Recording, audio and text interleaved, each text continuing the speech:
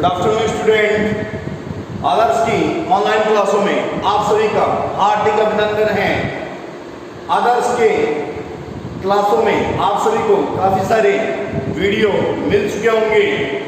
Geography के अपना जो फाइनल का सिलेबस है वो रूटीन टू क्रम चल रहा है, यानी हर दिन एक नए वीडियो के साथ, एक नए टॉपिक के साथ अपना क्रम चलता जा रहा है। आप लोग कितना स्टडी कर रहे हो वो चीज़ वैल्यूबल है, क्योंकि अगर आप लोग स्टडी नहीं करोगे तो बेटा कहीं न कहीं देखो प्रॉब्लम होगी। मैं बार बार आपको एक चीज़ कह रहा हूँ, वीडियो को अपने सभी क्लास के बच्चों तक ये वीडियो पहुँचाइए ताकि सारे बच्चे इन वीडियो को देखकर अपनी स्टडी जारी रख सकें। देखो बात अपनी जो चल रही थी मानसून की, और ज़्यादातर वो चीज़ कंप्लीट हो चुकी थी मानसून की अपनी। उसमें से एक थोड़ा सा टॉपिक अपना है पश्चिमी विक्षोभ। उस पश्चिमी विक्षोभ को लेकर आज हम आए हैं। क्या होता है पश्चिमी विक्षोभ, या आपके सिलेबस में अलग से एक टॉपिक दिया हुआ है पश्चिमी विक्षोभ। तो आप इस चीज़ को समझ लीजिएगा क्या पश्चिमी विक्षोभ है। बात कर रहे हैं पश्चिमी विक्षोभ की। भारतीय उपमहाद्वीप के उत्तरी भाग में, देखो ध्यान से हर चीज को समझना बेटा।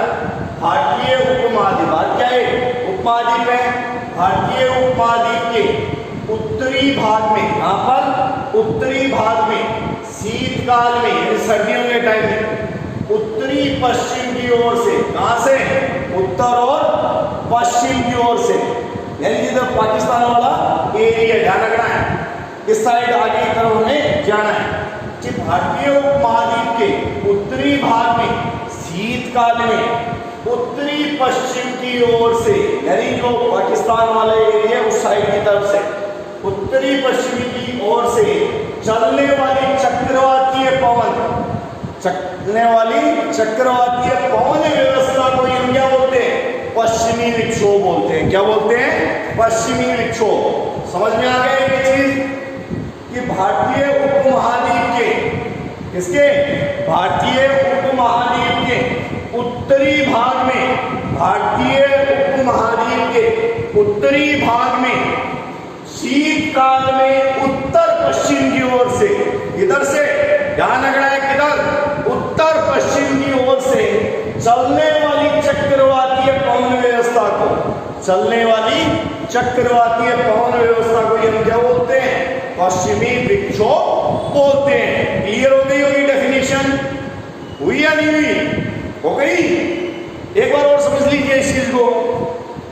भारतीय उपमहाद्वीप के उत्तरी भाग में शीतकाल में उत्तर पश्चिम की ओर से चलने वाली, उत्तर पश्चिम डायरेक्शन याद रखें ना, पाकिस्तान वाली साइड की तरफ उत्तर पश्चिम की ओर से चलने वाली चक्रवातीय पवन व्यवस्था हो। किस पवन व्यवस्था की बात कर रहे हैं?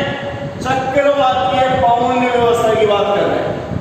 पवन व्यवस्था को हम क्या बोलते हैं पश्चिमी विक्षोभ। देखो अगर डेफिनेशन आ जाती है यही आपका क्वेश्चन सही हो जाता है।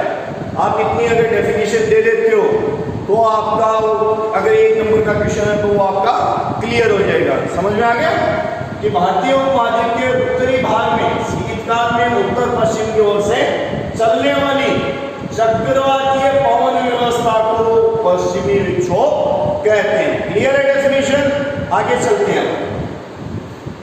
जिसकी उत्पत्ति, किसकी उत्पत्ति की बात कर रहे हैं पश्चिमी विक्षोभ, जिसकी उत्पत्ति भूमध्य सागर, पाकिस्तान उधर की तरफ और चलेंगे तो क्या आएगा भूमध्य सागर आएगा।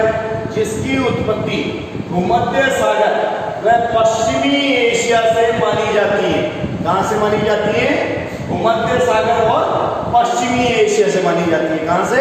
भूमध्य सागर और पश्चिमी एशिया से उत्पत्ति मानी जाती है। किसकी?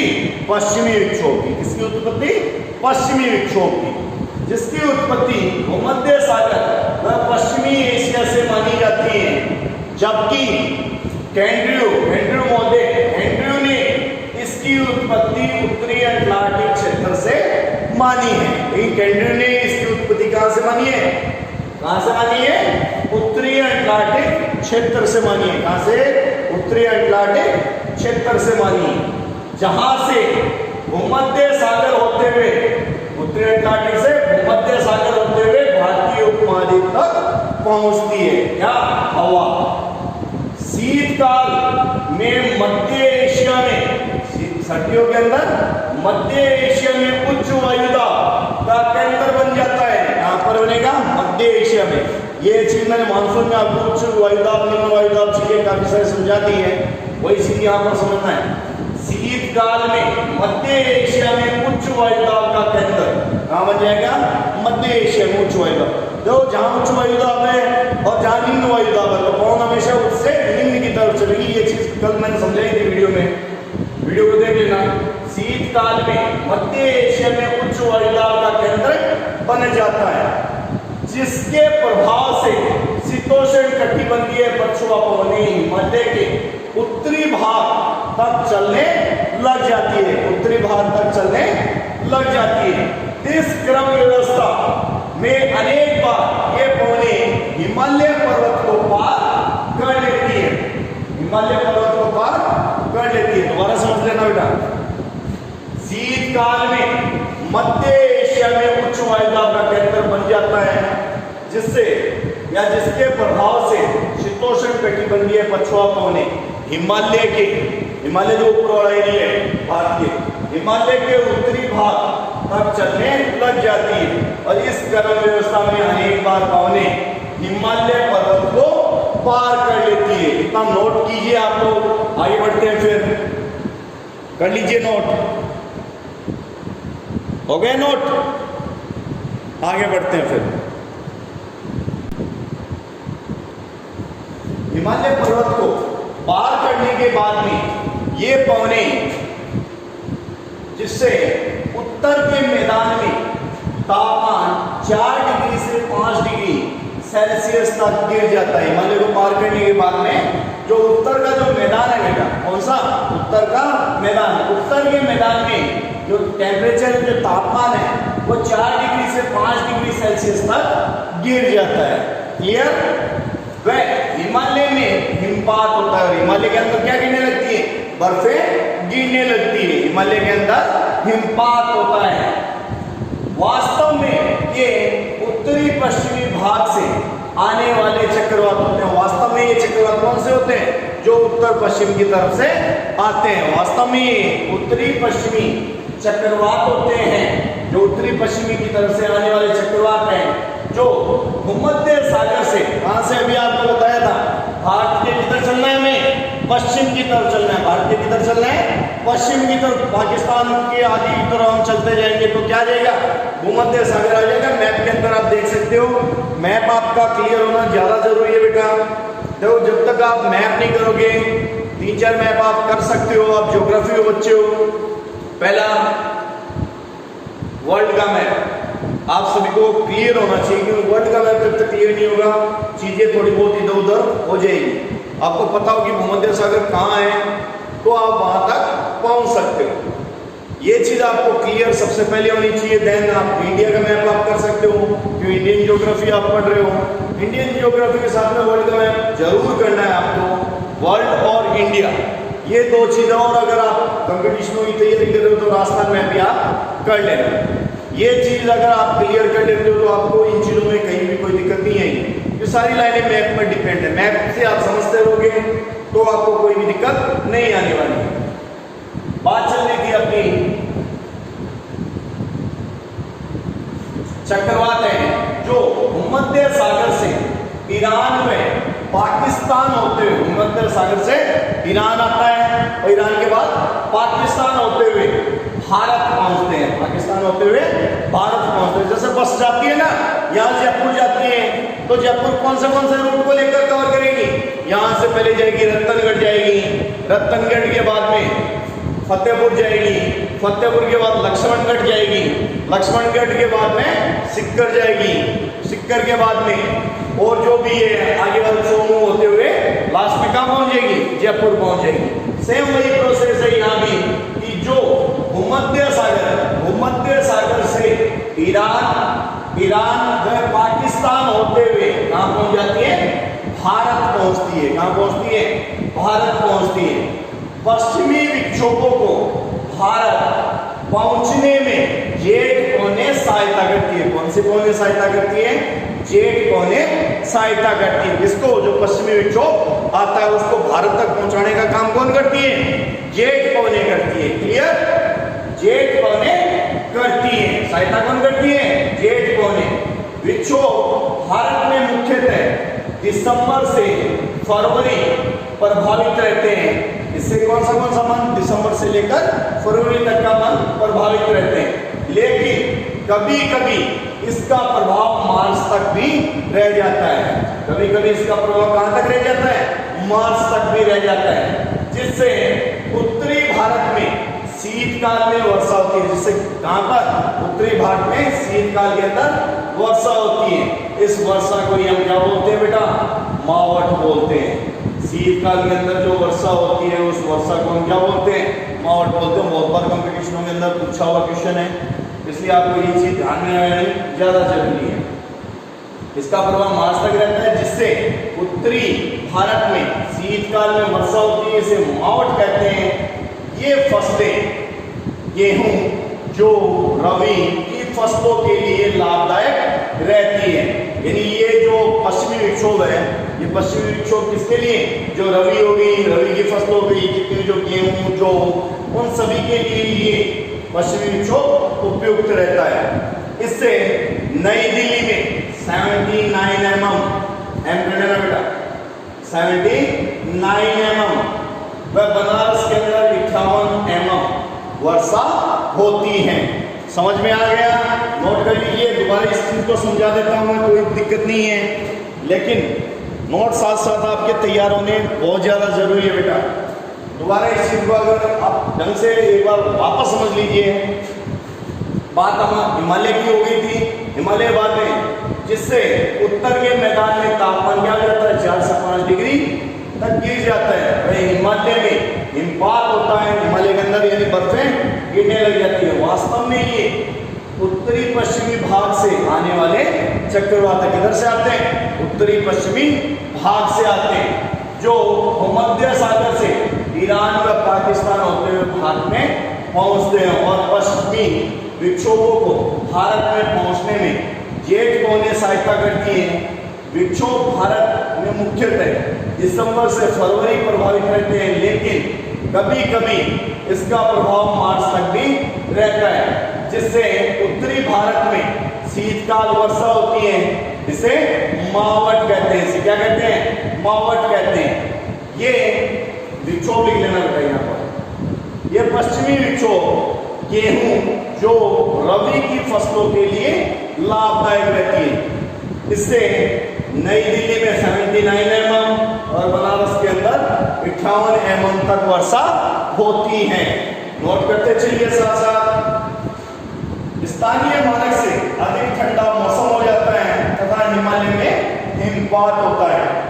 हो गई क्लियर इतनी चीजें? आगे चले, नोट कर लीजिए।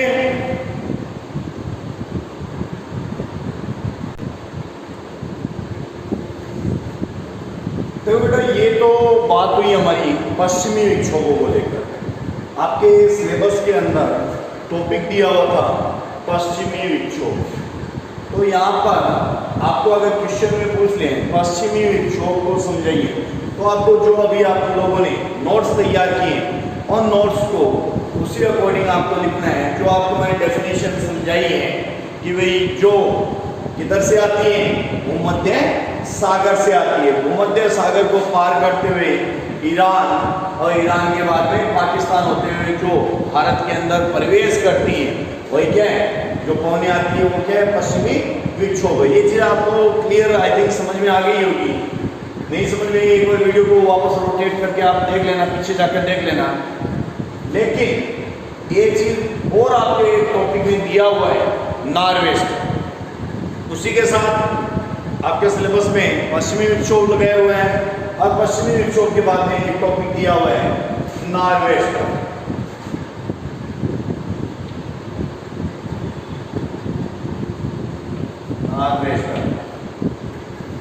इंग्लिश वर्ड है नॉर्वेस्ट का, जिसे काल विषा की ये चीज बोल सकते हैं। होने को है ये मानसून पूर्व की वर्षा। क्या है? मानसून पूर्व की वर्षा। तो मानसून आने से पहले क्या हो जाती है? वर्षा हो जाती है वही क्या है नारे वेस्टर्न की अलग अलग जगह अलग अलग नामों से इस चीज़ को संबोधित किया जाता है। तो आपको कोई चीज़ कंफ्यूजन न हो, पीछे एक वीडियो में मैंने थोड़ा बहुत मैटर बताया था इस बारे में, अगर आप लोगों ने देखा होगा। साथ साथ में आपके इस टॉपिक में अलग से दे रखा है, तो इसलिए मैं इस चीज़ को इस वीडियो में साथ में कर देता हूँ ताकि आप लोगों के वो चीज़ कॉन्सेप्ट कौन थे कंप्लीट हो जाए। आपके सिलेबस में इतना दिया हुआ बेटा, नॉर्थ वेस्ट पश्चिमी विक्षोभ दिया हुआ, साथ में क्या दिया हुआ है नॉर्थ वेस्ट और पश्चिमी विक्षोभ। आई थिंक आप सभी के क्लियर हो गया होगा। अब बात करते हैं नॉर्थ वेस्टर की, तो साथ साथ नोट करते रहना बेटा नॉर्थ वेस्टर, जिसे काल वैशाखी भी हम बोल सकते हैं। देखिए काल वैशाखी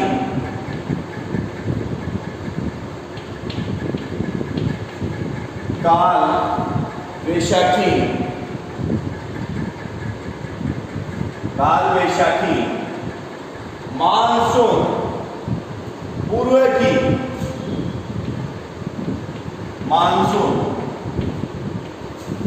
पूर्व की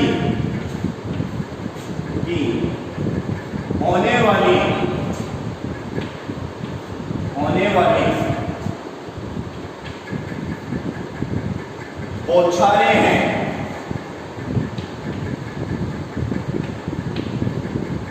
होने वाली बौछारें हैं। देखिए काल वैशाखी मानसून पूर्व की होने वाली बौछारें हैं, जिसकी उत्पत्ति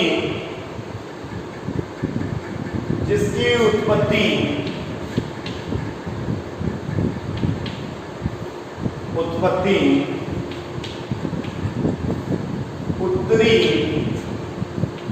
बंगाल की खाड़ी, जिसकी उत्पत्ति उत्तरी बंगाल की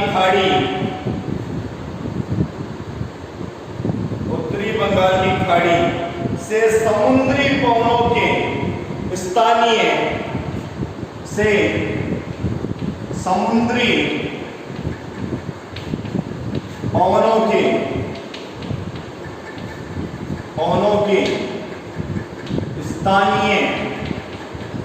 देखिए समुद्री पवनों के स्थानीय उष्ण एवं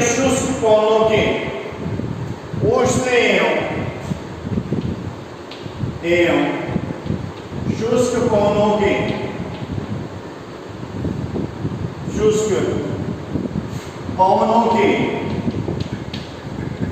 पवनों के मिलने से होता है।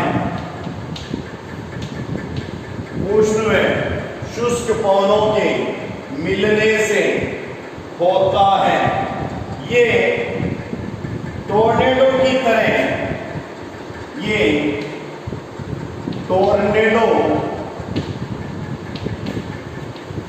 तरह तूफानी प्रकृति की होती है। यह टोर्नेडो की तरह तूफानी प्रकृति की होती है या होते हैं, इसलिए इन्हें पंजाब में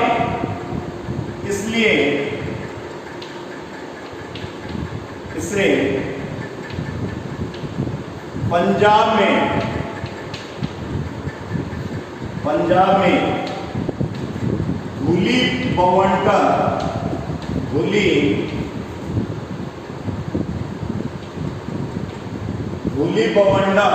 इसलिए इसे पंजाब में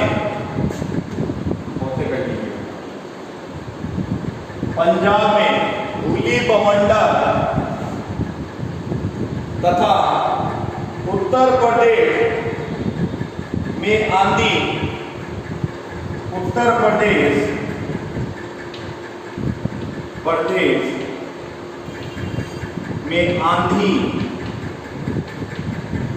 साथ साथ नोट करते चलिए बेटा।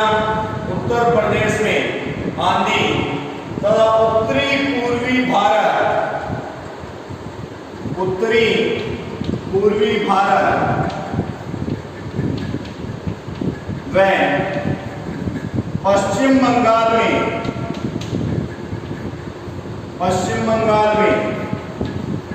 काल वैशाखी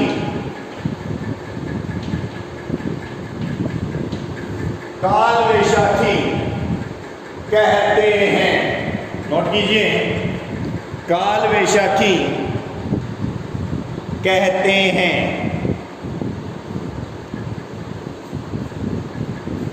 नहीं दिख रहा, ऊपर लिख दूं थोड़ा, मैं काल वैशाखी कहते हैं। तो इस चीज को एक बार समझ लेना बेटा, दोबारा इस चीज को थोड़ा समझ लेना। नार्वेश्वर आपके सिलेबस में दिया हुआ टॉपिक है बेटा, इसलिए मैं यहाँ पर आपको करवा रहा हूँ। काल वैशाखी मानसून पूर्व की होने वाली बौछारें। सबसे पहले ये बेसिक समझ लो कि मानसून से आने के पहले की जो बौछारें हैं, उन बौछारों को ये सारी चीजें बोलते हैं। पहली बार काल वैशाखी मानसून पूर्व की होने वाली, काल वैशाखी को ही नार्वेश्वर बोलते हैं, ये चीज ध्यान में रखनी है।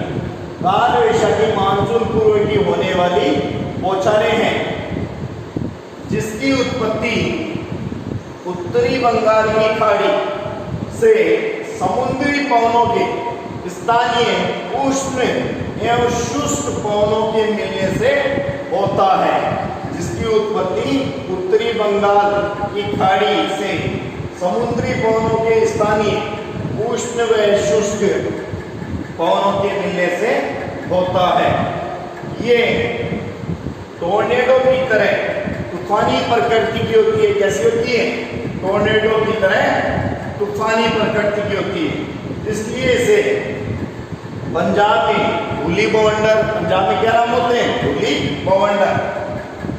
उत्तर प्रदेश में आंधी, उत्तरी पूर्वी भारत में व पश्चिम बंगाल में काल वैशाखी कहते हैं। नोट कीजिए इसे।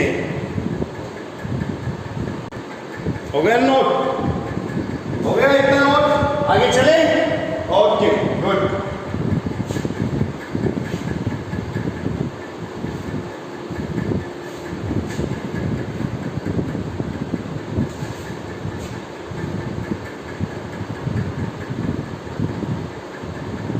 आगे चलो। तो बेटा ज्यादा से ज्यादा वीडियो की देखने को कोशिश किया करो। एक बार नहीं, बार बार देखा करो। कोई टॉपिक हो सकता है टफ हो आपके लिए, तो उसको भी आप बार बार देखने की कोशिश किया करो। अगर आप बार बार उस टॉपिक को देखोगे तो आपके जो भी कंफ्यूजन होगी वो भी क्या हो जाएगी? क्लियर हो जाएगी। कोई चीज़ क्या होती है क्लास के अंदर, तो ऑनलाइन के भी कुछ फायदे हैं। ऑनलाइन का फायदा ये है, क्लास में मेरी क्लास एक बार ले ली आपने, हो सकता है कोई चीज़ समझ नहीं है, वैसे तो नहीं होता, लेकिन फिर भी अगर हो जाए कि कोई चीज़ आपको क्लियर नहीं हुई तो क्या, मैं तो चला जाता हूँ, देन फिर वो क्लासें नहीं हो पाती। तो अगर आप वीडियो को एक बार नहीं बार बार देखोगे, मैं चला गया तो वापस चला लिया जिस टाइम आपका मन हुआ, आपकी सहूलियत के हिसाब से आप वापस चला सकते हो उस वीडियो को।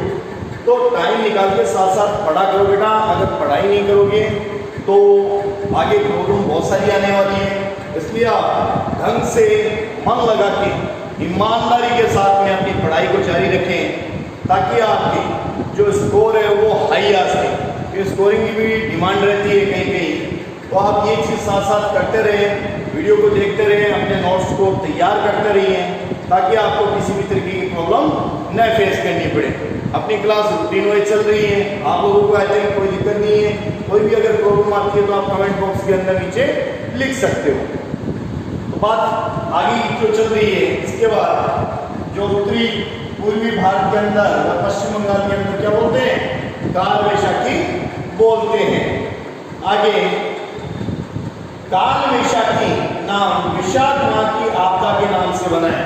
तो काल वैशाखी वो विशाख माह के आपदा के नाम से बना हुआ नाम है। ये चीज क्लियर कर लीजिए।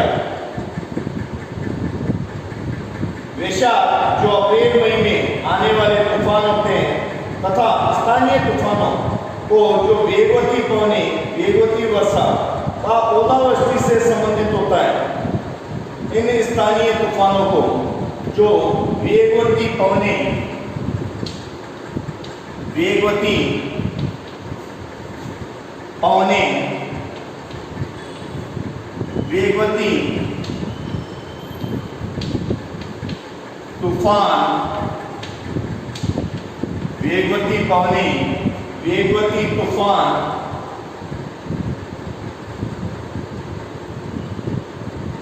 वेगवती वर्षा, वेगवती वर्षा, वेगवती वर्षा तथा ओलावृष्टि से संबंध होता है, तथा ओलावृष्टि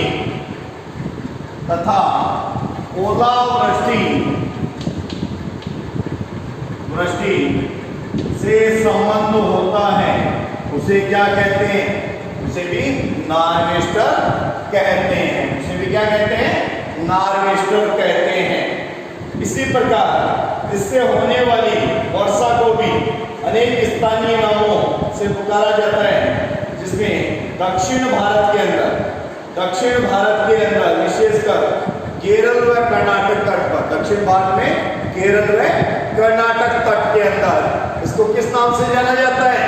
आम्र वर्षा के नाम से जाना जाता है।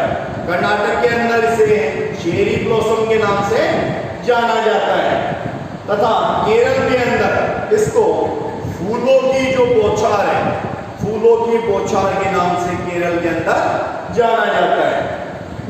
जो कॉफी होती है, कॉफी की फसल के लिए लाभदायक होती है, और बंगाल में इन तूफानों का वेग 100 से 125 किलोमीटर प्रति घंटा होता है। यहाँ बड़ी मात्रा में जनधन की हानि होती है।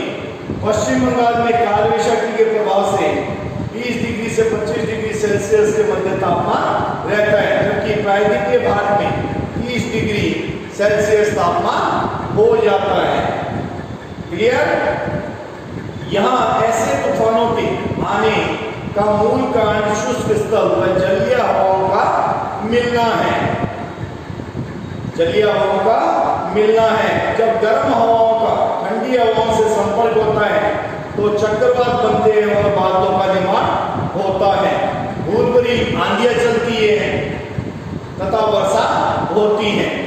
ये चक्रवात मानसून पूर्व विकसित होते हैं, तब मानसून भूमों के साथ आंतरिक भागों में प्रवेश करते हैं, साथ ही ये मानसून को भी गति प्रदान करते हैं। क्लियर? तो ये तो अपना एक टॉपिक है, नार्वेस्टर का भी टॉपिक है। पीछे की वीडियो में भी नार्वेस्टर संबंधित थोड़ी बहुत चीजें बता चुका था। तो यहाँ पर अपने दो टॉपिक क्लियर होते हैं, पश्चिमी विक्षोभ वाला और दूसरा नार्वेस्टर का टॉपिक। क्लियर? इसी के साथ धन्यवाद। दोबारा मिलेंगे नए वीडियो के साथ में, नए टॉपिक के साथ में। आप लोग इसी अकॉर्डिंग पूरे वीडियो को देखते रहिए, ताकि आपके हर कॉन्सेप्ट क्लियर हो सके और आपको किसी भी प्रकार की कोई प्रॉब्लम फेस न करनी पड़े। इसी के साथ मैं मोहित वर्मा इजाजत चाहता हूँ आप सभी से। दोबारा नए वीडियो के साथ जरूर मिलेंगे। ऐसे ही वीडियो को देखते रहिए, अपने दोस्तों के अंदर ये वीडियो शेयर करते रहिए, और जितना ज़्यादा हो सके आप लोग अपने क्लास फेलो तक ये वीडियो पहुंचाने की कोशिश जरूर कीजिए, और चैनल को लाइक एंड शेयर और सब्सक्राइब आप जरूर करेंगे। ये चीज़ खास ध्यान रखेंगे, और साथ साथ पढ़ाई को अपनी करनी है। इसी के साथ धन्यवाद। दोबारा मिलेंगे नए वीडियो के साथ।